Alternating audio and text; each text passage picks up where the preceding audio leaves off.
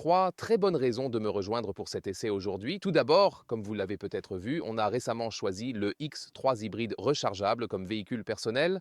Léa voulait le GLC, mais il n'y avait pas de bonne offre. BMW en proposait une meilleure. Aujourd'hui, on reprend le GLC pour savoir si c'était le bon choix comparé au X3 ou si le GLC est peut-être meilleur. Plus tard, on fera un long trajet sur l'autobahn et Léa me rejoindra côté passager pour qu'on en discute. Qu'est-ce qui est peut-être mieux sur le GLC et qu'est-ce qui est mieux sur le X3? Très intéressant. La deuxième bonne raison, c'est que vous vouliez voir le GLC 6 cylindres. On a bien le 6 cylindres sous le capot aujourd'hui et on va tout vous dire sur les nouveaux choix et ainsi de suite. Et la troisième bonne raison avec ce Mercedes GLC, c'est que nous allons bientôt pouvoir conduire la version tout électrique, le GLC EQ. Et donc, je veux voir ce que donne la conduite du moteur thermique pour ensuite pouvoir le comparer à la version électrique. On va tout découvrir avec Thomas sur Autoshuffle en 4K, plein écran et en intégralité. C'est parti, le GLC en AMG Line. Vous avez le graphisme juste là, à l'horizontale. Dans la partie inférieure, on a les graphismes spécifiques à AMG et c'est toujours très sympa avec ces minuscules petites étoiles Mercedes juste là. Voici les LED matriciels en option, le Digital Light. Gris graphite, cette couleur assez populaire. Ce n'est pas un noir profond, mais s'en rapproche, disons. Longueur 4,72 mètres, 186 pouces, typique du GLC. Ici avec des pneus hiver de 19 pouces au design AMG aérodynamique. Mais je trouve ça rafraîchissant de voir une voiture qui n'a pas, genre, les plus grosses jantes. Et c'est intéressant aussi par rapport au X3, celle-ci a la suspension pneumatique en option et aussi les roues arrière directrices. Les roues arrière braquent jusqu'à 4,5 degrés dans le sens opposé. C'est disponible sur le marché européen. Sur le marché US, il vous faudra regarder le GLC 43 ou le nouveau 53 pour avoir les roues arrière directrices, mais c'est un peu limité sur les modèles AMG, ça ne va pas jusqu'aux 4 degrés et demi. À l'arrière, on a une signature moderne, ici, à gauche et à droite, et la nouvelle génération du GLC a toujours cet élément de liaison noir qui ne ressort pas tant que ça, vous voyez, avec le gris graphite. Mais si vous avez un véhicule clair, ce sera toujours une barre noire. Et dans la partie inférieure, on est passé au lavage pour vous, pour que la voiture brille vraiment. Quel était donc le mieux pour tous les spectateurs, bien sûr? Et voilà. Donc pour le GLC, vous pouvez voir ici le 6 cylindres. Et en général, vous avez des 2 litres, 4 cylindres, essence et diesel, et les 6 cylindres en essence ou diesel. Les 4 cylindres sont en PHEV, très intéressant. Et maintenant, vous avez deux choix en 6 cylindres. Voici le premier, le diesel 3 litres 450D. Vous voulez voir cet essai sur AutoGefühl, c'est donc votre souhait exaucé. 367 chevaux plus l'ISG, c'est l'alterno-démarreur intégré. Ils ont donc un système d'hybridation légère juste ici même avec un petit boost électrique. 4,7 secondes pour l'accélération. Est-ce le moteur de rêve côté thermique pour le GLC? On va le découvrir aujourd'hui avec le test spécial sur l'autobahn, le GLC 53 récemment sorti. L'autre option en 6 cylindres serait une demi-seconde plus rapide. C'est donc un 6 cylindres essence de 3,0 litres car ils ont écouté les clients. Vous vous souvenez peut-être que les GLC 43 et 63 sont désormais des 4 cylindres 2,0 litres, ces versions AMG. Alors ils se sont dit on veut à nouveau un 6 en ligne AMG dans la gamme GLC. Maintenant, en proposant ça à nouveau, l'accélération serait de 4,2 secondes. Transmission intégrale, comme toujours. Sur certains marchés, il y a aussi des versions d'entrée à propulsion. La plupart ont la transmission intégrale typée propulsion. Bienvenue maintenant dans le cockpit du Mercedes-Benz GLC. Et on va aussi le comparer à notre choix de X3. D'abord, l'intérieur des portières est très intéressant. On a donc les commandes du siège en haut, juste là quand on ferme la porte, et aussi un bouton séparé pour le chauffage des sièges. C'est bien. Même si ce sont des touches capacitives, le reste ici à l'intérieur des portes est dur, ce n'est pas vraiment moussé. Juste tout en bas, on a au moins un fond en caoutchouc. Et ce qui est vraiment plutôt cool, c'est qu'on peut avoir différentes finitions, comme ce bois mat par exemple. Plusieurs variantes sont dispo, c'est super bien fait. L'écran est plutôt au format vertical. Et vous pouvez également avoir différentes décolorations juste ici. Je me demande, je crois bien que ça devrait correspondre à ça. Ça devrait, non? Parce que c'est assez chargé, c'est pas un design très calme, mais le look des aérateurs en turbine est vraiment cool. Et l'éclairage d'ambiance la nuit est vraiment super classe, c'est clair. Cet écran ici, avec le menu de la climatisation et tout, est vraiment facile à manipuler parce que dans le X3, il faut vraiment aller le chercher super loin. C'est pour ça que dans l'IX3, l'électrique, ils ont rapproché l'écran du conducteur, ce qui est une bonne chose parce qu'ici, c'est aussi plus simple.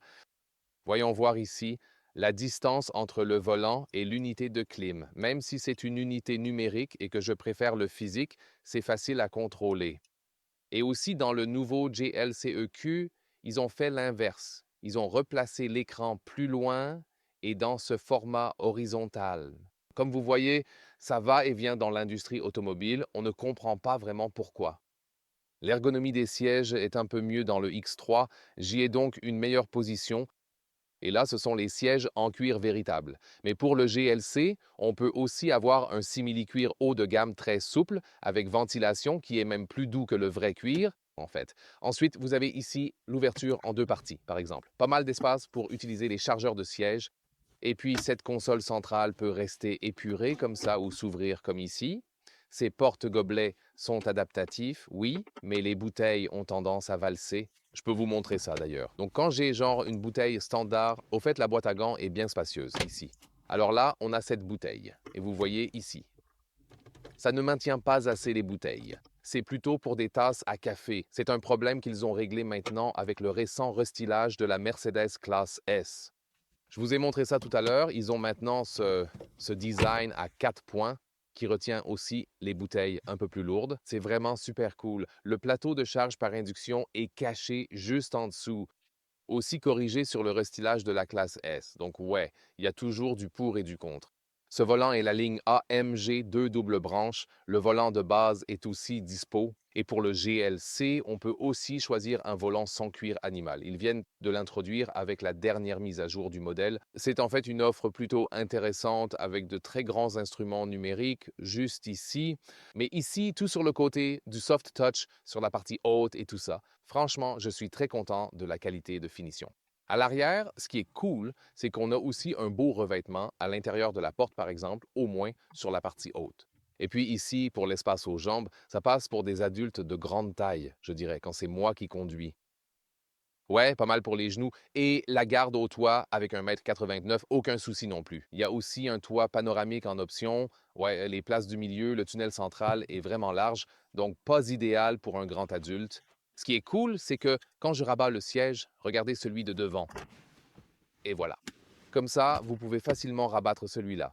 Et il ne cogne pas le siège avant. Celui-là s'avance un peu électriquement. C'est une intégration vraiment astucieuse. Oh, et on peut aussi rabattre les sièges ici. En venant par là, on peut utiliser cette position de chargement comme ça. On peut relever celui-là. Et la banquette arrière, voyez ici, reste plus droite. C'est donc pas super confortable, ouais, mais du coup, tu as un peu plus de longueur de chargement en haut. Ici, vous pouvez voir comment le siège recule à nouveau quand je remonte ça. On peut donc faire le Homer Simpson toute la journée. Genre siège en avant, en arrière, en avant, en arrière. Merci encore infiniment au passage pour votre soutien récent. C'est toujours un vrai plaisir pour nous de faire ces tests pour vous. C'est quelque chose que je tiens toujours à dire, vous savez, alors. C'est juste génial de savoir pour qui on fait ces tests. Et quand on lit autant de super commentaires positifs, eh bien, ça booste toujours notre motivation pour vous. Ensuite, ici, le coffre. Prenons les mesures. On a les rails ici, à gauche et à droite pour ça. Ça rentre aussi à la verticale. Et vous avez ici, en fait, plus d'1 mètre ou 40 pouces de large. C'est plutôt cool. Et la longueur ici fait aussi environ 1 mètre ou 40 pouces. Et la hauteur ici est d'environ 29 pouces ou 74 centimètres. Ce qui est bien ici aussi par rapport au X3 qui ne l'a pas, c'est que vous avez le déverrouillage à distance. Mais je pense que dans ce cas, les ceintures veulent nous serrer d'un peu plus près. Donc ouais, parfois il faut donner un petit coup de main et parfois ça bascule tout seul. Et voilà, on a 73 pouces ou 1,85 m. C'est bien utilisable. Oh, et n'oublions pas ici l'espace énorme en dessous avec. Un moteur thermique, pas l'hybride rechargeable. Vous savez, donc j'ai le thermique pur. Et là, comme ce panier de course, si vous oubliez des sacs ou quelque chose comme ça. Maintenant, en GLC, deux points clés. D'abord, mon My option favorite feature, favorite. yeah. Ouais, commençons par celle-ci. les roues arrière directrices. Et quand on fait un demi-tour ou qu'on tourne juste en rond, c'est dingue. C'est vraiment dingue. Enfin, pour un véhicule de cette taille. Ça facilite vraiment les choses, tu sais, pour se garer dans un vieux parking souterrain et tout. Alors, les roues arrière directrices, c'est un truc qu'on pourrait avoir sur le X3. Enfin, on n'en a pas forcément besoin, mais ça facilite vraiment les choses, surtout pour se garer. Elle veut absolument ça, ouais. Ouais, et le deuxième point, c'est la suspension pneumatique. On va bien sûr aussi la tester sur l'autoroute allemande. Ouais, je pourrais juste regarder ça, tu vois. Bon, je dois maintenant refaire It's demi-tour. nice, Sympa, ouais. yeah. C'est génial, top. Puis la suspension pneumatique, grosse différence avec le X3, clairement. Et ça, on va le tester maintenant sur l'autobahn, bien sûr. Alors, conduisons un peu plus sportivement, toujours en mode confort, virage à 90 degrés. Ooh. Je veux dire, on sent bien qu'avec la suspension pneumatique en mode confort, c'est pas aussi direct que le Yeah, that's X3. true, yeah. Mais But j'adore le volant. also, La direction est vraiment actually, top. Un it's really super Yeah. ressenti au niveau du volant. C'est clair. definitely, Je trouve que and c'est mieux que la BMW. Yeah. let me, Ce phare That's directionnel, true. top, Yes. plus précis. C'est vrai, en fait. Yeah. Les deux sont bons. Ouais, Yeah. carrément. It's C'est a du high haut niveau. level, Ouais. yeah. Je crois qu'avant, c'était l'inverse, que BMW avait une direction bien plus incisive. Et Mhm. ces dernières années, la direction de BMW est devenue un peu plus floue. Ça dépend du modèle. Et là, Mercedes est devenue de plus en plus précise pour sa direction. C'est du beau boulot. Et maintenant, le virage à 90 degrés avec... Et voilà, c'était donc en mode sport. La suspension, est-ce que tu as senti une différence? Ouais. C'est mieux en tant que passager quand c'est plus ferme avec la suspension pneumatique nothing, ou but plus souple? Ouais, c'est mieux dans les virages. Ouais, thing, mais en ville avec les bosses et tout ça, c'est mieux quand c'est un peu plus souple. C'est seulement pour une conduite agile. Donc là, quand je vais un peu à gauche et à droite, ouais, confort et puis... Yeah, Ouais, et là, and ça then it's secoue. like Ouais, too ça much. secoue Yeah, plus, non? yeah, Ouais, yeah. donc pour une conduite agile, c'est nettement mieux avec le mode Sport? sport, Yeah. où vous pouvez aussi choisir le mode individuel. Si vous dites que vous voulez le volant sport Yeah, on the ou le moteur pas sport, que vous dites, et vous voulez conduire de manière efficiente, mais que la suspension doit être ferme, vous voyez, vous pouvez donc aussi personnaliser votre mode juste là. Et maintenant, bien sûr, c'est l'heure de l'autobahn allemande. À ce sujet, on va aussi parler du diesel. C'est également très important, bien sûr. Oh, là! Caméra de recul et les capteurs se sont activés. Ah, ouais. Le 6 cylindres a une sacrée yeah. répondant. Le 6 cylindres, c'est génial, c'est clair. Dans le monde du thermique, rien ne vaut un 6 cylindres, je trouve. 4 secondes 7, c'est le chiffre d'accélération pour ce 6 cylindres diesel de 3 litres. On va tester ça. Et bien sûr, on parlera plus de l'écart entre GLC et X3. L'IA vient donc de prouver qu'ici, quand on ouvre la vitre côté Yeah, droit, it's c'est bien du double yeah. vitrage. Ouais, c'est bien le double feuilletage. Est-ce que tu Think you entends hear ça? it or Ou you bien est-ce que tu n'entends feel it? absolument Yeah. rien du tout? Ouais. Voyons voir en roulant plus vite si on entend la différence de façon plus extrême. Côté moteur, les rapports font un peu plus comme une BMW. C'est vrai, ouais. Je l'ai senti aussi. So, Alors, et yeah, là, accélération à partir de 420 km/h. C'est parti. Ouah, pas mal. Pas mal. Oh, wow, oui. Wow. Et c'est très silencieux. that is 200. Ouah, ouah. Oh. 200 km/h ici sur l'autoroute. Je veux dire, quelle accélération! Et si raffiné ce diesel Yeah. 3,6. Génial! C'était vraiment amusant. Et là, on roule quand même à presque 200 km/h. You Je ne le don't sens feel pas. it, no. Waouh! Yeah. C'est tellement silencieux et maintenant en mode sport, c'est aussi stable. Alors, tu te sens comment en sécurité comme passager là? Très en sécurité. Ouais. Waouh! On a vraiment le contrôle sur tout là. Ouais, c'est plus silencieux que le X3 avec le double Yeah, vitrage that's ici. Ouais, alors. Attends une minute. On est toujours content de notre choix, tu sais. Yeah, but Ouais, mais maybe on peut we peut-être en could changer. Tu sais, Léa, tu te souviens peut-être que pour son premier choix, elle voulait un GLC. Mais il n'y avait pas de bonne offre pour ça. Tu sais, cela faisait aussi partie du Yeah. deal. Le GLC ne vaut pas le double, le triple ou même le quadruple du prix du X3. C'est vrai, Major. ouais, Yeah. c'est exactement ça. Mais je comprends tout à fait pourquoi le premier choix de l'IA était le GLC, parce qu'il se conduit super bien, la suspension pneumatique est top, et l'option des roues arrière directrices est géniale aussi, selon Depending on si if c'est you can dispo dans le pays et and selon depending la on the vehicle. personne.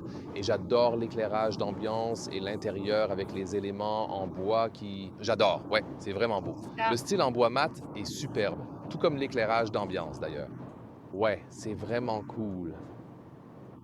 Je pense que quand je ne conduis pas de façon sportive, comme là, limité à 120, j'ai tendance à vouloir Mm, repasser en mode confort parce que yeah. la suspension est un peu trop ferme, peut-être.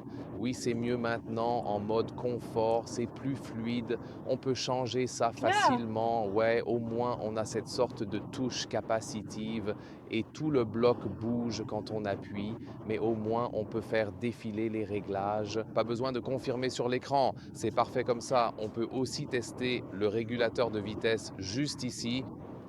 Et voilà. Je trouve And que c'est bien mieux chez BMW, l'ACC, le régulateur, le parking et tout cela. Alors là, je règle le régulateur adaptatif et aussi avec le maintien de voie automatique, le maintien de voie actif. Regardez là. Il prend un petit virage et c'est assez fluide. Voyons, je peux aussi lancer ici ce maintien de voie semi-autonome. Je viens de cliquer sur le clignotant.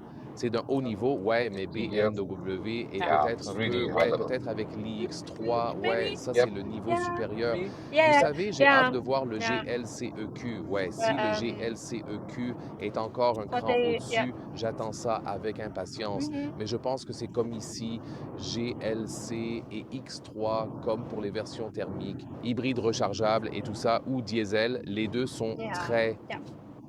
très performants pour l'assistance, très fluides, et c'est ce qu'on aime dans le GLC, comme disait l'IA, cette douceur, vous voyez, la suspension pneumatique, le silence des vitres et tout ça. La transmission, les passages de vitesse, le comportement du moteur, les BMW sont Mhm. souvent un peu Yeah. plus fluides, mais là, ce 6 cylindres 3 litres, c'est super onctueux. Mais le fait de rouler en mode électrique est aussi vraiment très agréable en ville, c'est toujours très silencieux. Yeah. J'ai toujours adoré ça moi aussi. Ouais. Et je veux dire, on peut aussi avoir l'hybride rechargeable pour le GLC. C'est plutôt cool, je crois que la batterie est un peu plus grande que sur le X3, donc ce serait vraiment un choix possible. Une chose que je remarque aussi entre notre X3 et le GLC, c'est que le GLC ressemble un peu plus à une classe C surélevée, alors que le X3 ne donne absolument pas l'impression d'être une série 3. Le X3 est donc un vrai SUV, alors que celui-ci fait plus crossover en comparaison. Et la conduite sportive, c'est mieux. She's at Je the trouve que point. le X3 est parfois un peu lourd dans les virages. Et le GLC est davantage sportif, tout comme le volant et la suspension. Ouais, ouais. Et le truc, c'est que c'est ce qu'on préfère. yeah. Ouais, exactement. J'ai l'impression que quand je veux un SUV, je veux cette conduite SUV. Tu sais, Yeah. mais l'IA dit qu'elle préfère ça ici, tu vois, avec le Yeah. GLC. C'est donc vraiment une question de préférence. Mais ouais, encore une fois, je comprends très bien ce choix. L'assise est plus confortable dans le Yes. X3, je Default, dirais, yeah. tu vois, au niveau de l'ergonomie, mais aussi des matériaux et tout ça. Ils ont aussi de bons sièges sans cuir ici, avec aussi la ventilation et tout ça. Ils sont aussi un peu plus moelleux. Pas le meilleur choix pour le GLC, mais l'ergonomie de base, je trouve, est un peu meilleure sur le X3. Mhm. Mais les deux sont à un niveau vraiment très élevé. Enfin, rien d'étonnant à ce qu'ils soient tous les deux au coude à coude. Alors je ne sais pas trop, peut-être qu'ils auront une bonne offre pour celui-là bientôt. Yeah. Ou le GLCEQ que nous allons tester pour vous très Yes. bientôt. C'est aussi très important qu'on ait celui-là ici, le GLC normal, enfin le GLC thermique actuel, pour qu'on puisse encore mieux vous expliquer. Celui-ci d'ailleurs. Alerte ici pour l'avertisseur d'angle mort. Pour qu'on puisse encore mieux vous expliquer les différences de conduite entre le modèle GLC tout électrique et celui-ci, juste ici. C'est donc très bien d'avoir à nouveau cette impression. Et ouais, le diesel, je veux dire, il y a toujours des discussions sur les motorisations, laquelle est la meilleure et tout ça. Et on a toutes les motorisations ici sur notre chaîne parce qu'on veut répondre à tous les besoins et groupes cibles et ainsi de suite. Ça vous donne beaucoup de souveraineté, je dirais, c'est si raffiné, si serein. Pas besoin de mettre pied au plancher. Elle n'a pas toute la puissance, mais elle ne vous sollicite pas tout le temps. On peut aussi juste rouler tranquillement, vous voyez. Et je veux dire, regardez ça, quand je suis à 100 km/h, on dirait du 50 ou 60 miles, on ne sent rien du tout. Et oui, je sais, c'est un diesel, mais d'autant plus quand on a une telle cylindrée et autant de cylindres, à 100 km/h, on est à... Bon, là, ça descend un peu, on est à 1200 tours minute environ. C'est rien, c'est absolument rien. Ce moteur se dit, bon, 100 bornes, c'est rien du tout. I'm very sleepy about it. Je vais m'endormir là. Ouais, moi ça apporte beaucoup de calme. Et c'est tellement silencieux, si bien isolé de l'habitacle, qu'on n'entend aucun bruit de diesel désagréable, vous voyez? Mhm. En allemand, on dit souvent que le diesel nagelt, vous savez, comme un cliquetis. Ce bruit typique qu'on entend sur un diesel, on n'entend rien du tout. Si je montais dedans maintenant, alors que la voiture roule Yeah. à 100 à l'heure sur l'autoroute, je ne pourrais pas dire au bruit que c'est un diesel. Il faudrait que je regarde le compte tours. Yeah, Ah, yeah, that's d'accord, it. c'est du 1000 Yeah, tours yeah. minute à 100 km/h. Ça doit être un diesel, Mhm. c'est forcé, tu sais, parce qu'une essence monterait plus haut dans les tours. Mais à part ça, ouais, je veux dire, c'est un très bon choix de motorisation pour cette Yes. voiture. Tu sais, Yeah. quand on n'a aucune infrastructure de recharge, on ne peut même pas compter sur l'hybride rechargeable. En Allemagne, on a déjà des avantages fiscaux pour les hybrides rechargeables quand on les prend comme Yeah. véhicules de fonction. Mais ici, si quelqu'un dit qu'il préfère la 450D avec un DLC, on peut tout à fait le comprendre, c'est certain. Oh, c'est comme la police civile banalisée. Mhm. Ils adorent Hopefully faire they ça don't en go to. Allemagne. Peut-être qu'ils Yeah. sont aussi fans d'autogefuel. Yeah, Ouais, yeah. peut-être. La police des faux pots d'échappement. Ouais, alors je tiens à dire, vous savez que j'apprécie vraiment tous les policiers qui sont sur le terrain, qui font Mhm. leur boulot et qui risquent aussi leur vie pour Yeah. nous. Absolument. Ouais, chaque policier recevra un faux échappement autogruffuel gratuit. Bof aussi. Alors, vous savez, si Yeah, you jamais can vous Got me. m'arrêtez, pas de yeah. souci, je Oh, vous le when you promets. Et si je l'ai pas sur moi à ce moment-là, vous pourrez l'avoir plus tard. Alors chaque policier, vous savez que je croise en vrai recevra le t-shirt gratuit Autogruffu faux échappement. Alors ouais, merci encore pour votre service à tous. Ouais, vraiment un super véhicule pour l'autobahn. S'il y a bien un SUV pour l'autobahn allemande, c'est sûrement celui-là. Ouais, on va rouler encore quelques heures parce que je veux aussi vous en dire plus sur la consommation finale. Vous savez, pour l'instant, ça n'a pas l'air si génial que ça. Mais bon, on continue de rouler un peu normalement parce qu'on ne peut pas toujours foncer. Et on a roulé plus de 4 heures et fait plus de 400 km, soit 250 miles pour vous. Et on est à 7 litres au 100 km. Donc 34 miles par gallon US, 41 miles par gallon UK à 100 km par heure de moyenne, soit 60 miles par heure. Côté prix, le GLC débute à 60 000 euros. Et quand on regarde les prix catalogues, celui-ci, toutes options incluses, comme vous voyez, il dépasse vraiment un petit peu les 100 000 euros. C'est vraiment dingue. Mercedes ne propose plus aucune offre spéciale. Ils ont les prix catalogue et puis ils ont ce qu'on appelle le prix du jour pour les marchés respectifs, mais pour l'intégralité de tous leurs clients.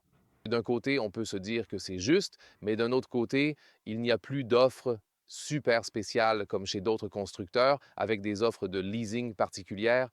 Et le prix du jour, quand j'ai vérifié aujourd'hui, était de 91 000 euros avec cette config au lieu de 100 000 euros. Il y a donc le prix catalogue d'un côté, et puis ils disent ah, on fait genre, ah, vous voyez, une petite remise.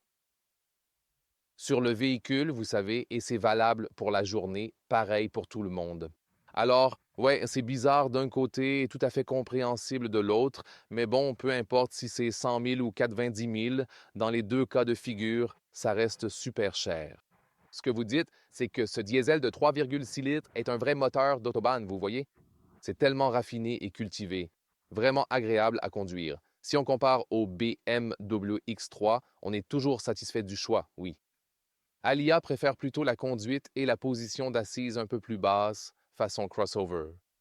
Moi, je préfère le X3 qui fait plus genre SUV classique. Sur le X3, quand on compare le moteur thermique au GLC, comme sur tous les modèles, la transmission est un peu plus fluide, faut l'avouer. On a aussi fait une belle conso, comme dit, à 7 litres au 100, soit 34 miles par gallon US et 41 UK. Quoi de mieux sur ce GLC? Clairement la suspension, l'option pneumatique est plus fluide. La seule exception, c'était quand il y avait, vous voyez, pas mal d'ondulations. On avait alors genre